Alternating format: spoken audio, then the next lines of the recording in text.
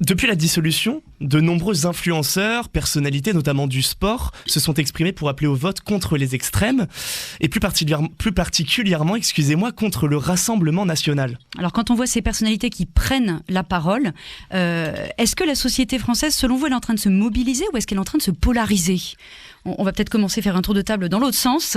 Je vous laisse la parole pour le Rassemblement national. Je dirais, je suppose qu'elle est un peu artificiellement mobilisée par des acteurs qui se croient représentatifs du monde du sport, du monde associatif, du monde culturel ou de la jeunesse, ou des influenceurs, mais qui en réalité représentent bien davantage eux-mêmes.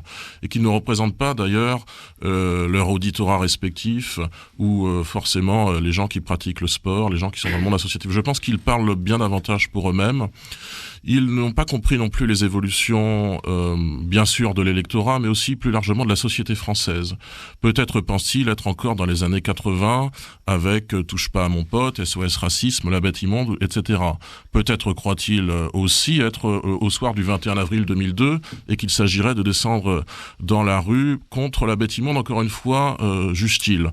Eh bien non, on est en 2024, et effectivement, le Rassemblement national n'est plus un épiphénomène, n'est plus un hasard électoral d'une qualification second tour. C'est un phénomène inscrit dans la réalité électorale de ce pays. C'est un phénomène en dynamique depuis une quinzaine d'années, puisqu'après tout, nous nous étions qualifiés au second tour en 2002, et ensuite rien pendant 15 ans, et puis là, 2 seconds tours successifs, avec tout de même, rappelons-le, 41,5% des votes la dernière fois. On ne peut pas dire que ce soit un phénomène marginal. C'est plus un vote, selon vous, c'est plus un vote contre ? Le côté, si vous voulez, de vote contestataire qu'il ne faut pas ni nier ni négliger est largement complété, à notre sens maintenant, par un vrai vote d'adhésion d'un électorat qui est beaucoup plus large qu'avant. Je pense que nous étions jusque-là préférentiellement, voire quasi exclusivement en réalité, un parti des catégories populaires. Et effectivement, il pouvait y avoir un vote sur des motifs assez contestataires.